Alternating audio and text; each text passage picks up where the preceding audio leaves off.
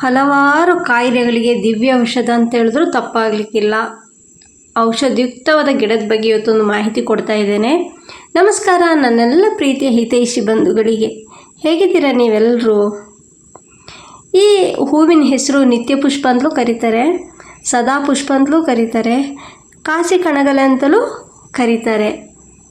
ಯಾವತ್ತೂ ಈ ಹೂ ಇಲ್ಲದ ದಿನವೇ ಇಲ್ಲ ಈ ಗಿಡದಲ್ಲಿ, ಅಷ್ಟು ಹೂಗಳು ಬಿಡುತ್ತೆ. ಡೈಲಿ ಹೂ ಬಿಡುವಂತಹ ಸಸ್ಯ ಇದು. ಈ ಗಿಡದಲ್ಲಿ ಬಿಳಿ ಬಣ್ಣ ಮತ್ತು ನಡುವಲ್ಲಿ ಕೆಂಪು ಮಿಶ್ರಿತ ಗುಲಾಬಿ ಬಣ್ಣ, ಈ ಎರಡು ಸಸ್ಯದ ಹೂ ಕೂಡ ತುಂಬ ಉಪಯುಕ್ತವಾಗಿದ್ದು ತುಂಬ ಕಾಯಿಲೆಗಳಿಗೆ ಔಷಧಿಯಾಗಿ ಬಳಕೆಯಾಗುತ್ತೆ. ಇದರ ವೈಜ್ಞಾನಿಕ ಹೆಸರೇನು ಗೊತ್ತಾ? ಕ್ಯಾಥರಾಂಥಸ್ ರೋಸಸ್ ಅಂತ. ಬ್ಲಡ್ ಕ್ಯಾನ್ಸರಿಗೆ ಇದರಿಂದ ಔಷಧಿ ತಯಾರಾಗುತ್ತೆ. ಹೇಗೆ ಗೊತ್ತಾ? ಈ ಗಿಡದ ಎಲೆಗಳನ್ನು ಒಣಗಿಸಿ ಕುಟ್ಟಿ ಪುಡಿ ಮಾಡಿ ಕಷಾಯ ಮಾಡಿ ಬೆಳಿಗ್ಗೆ ಮತ್ತು ರಾತ್ರಿ ಕುಡಿಯೋದ್ರಿಂದ ಕಂಟ್ರೋಲ್ಗೆ ಬರುತ್ತೆ.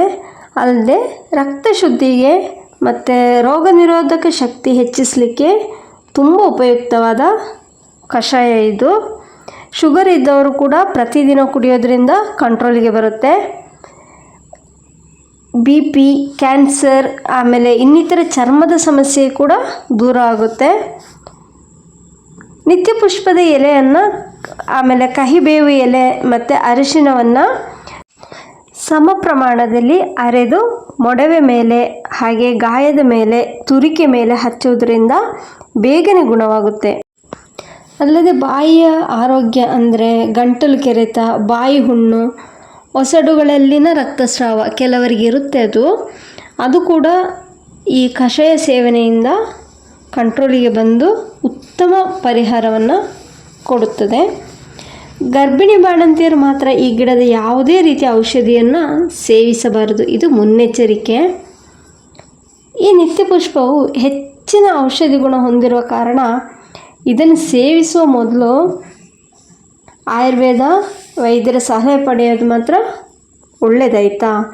ಯಾಕೆಂದರೆ ಕೆಲವು ರೀತಿಯ ಔಷಧಿಗಳು ಹೊಂದಿಕೊಳ್ಳುತ್ತೆ ಕೆಲವರಿಗೆ, ಕೆಲವು ರೀತಿಯ ಔಷಧಿಗಳು ಹೊಂದಿಕೊಳ್ಳಲ್ಲ.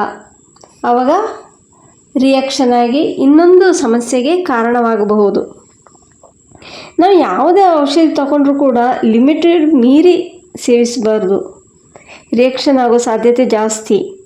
ಅತಿಯಾದರೆ ಅಮೃತವೂ ವಿಷ ಅಂತ ಹೇಳ್ತಾರಲ್ಲ ಹಾಗೆ. ಈ ವಿಡಿಯೋ ನಿಮಗೆ ಇಷ್ಟವಾದರೆ ದಯವಿಟ್ಟು ಲೈಕ್ ಮಾಡಿ. ಈ ಮಾಹಿತಿ ನಿಮಗೆ ಉಪಯುಕ್ತ ಎನಿಸಿದರೆ ನಿಮ್ಮ ಫ್ರೆಂಡ್ಸಿಗೆಲ್ಲ ಶೇರ್ ಮಾಡಿ. ಇದೇ ರೀತಿ ನಿಮ್ಮ ಸಹಕಾರ ಕೊಡಲು ಮರಿಬೇಡಿ. ಸಬ್ಸ್ಕ್ರೈಬ್ ಮಾಡದೆ ಯಾರಾದರೂ ನನ್ನ ಚಾನಲ್ ನೋಡ್ತಾ ಇದ್ದರೆ ಸಬ್ಸ್ಕ್ರೈಬ್ ಮಾಡಿ ಆಯಿತಾ. ನಿಮ್ಮೆಲ್ಲರ ಪ್ರೀತಿ ವಿಶ್ವಾಸದ ಜೊತೆಗೆ ನಿಮ್ಮೆಲ್ಲರ ಆರೋಗ್ಯವನ್ನು ಬಯಸ್ತಾ ಮುಂದಿನ ವಿಡಿಯೋದಲ್ಲಿ ಸಿಗೋಣ. ಧನ್ಯವಾದಗಳು. Thank you.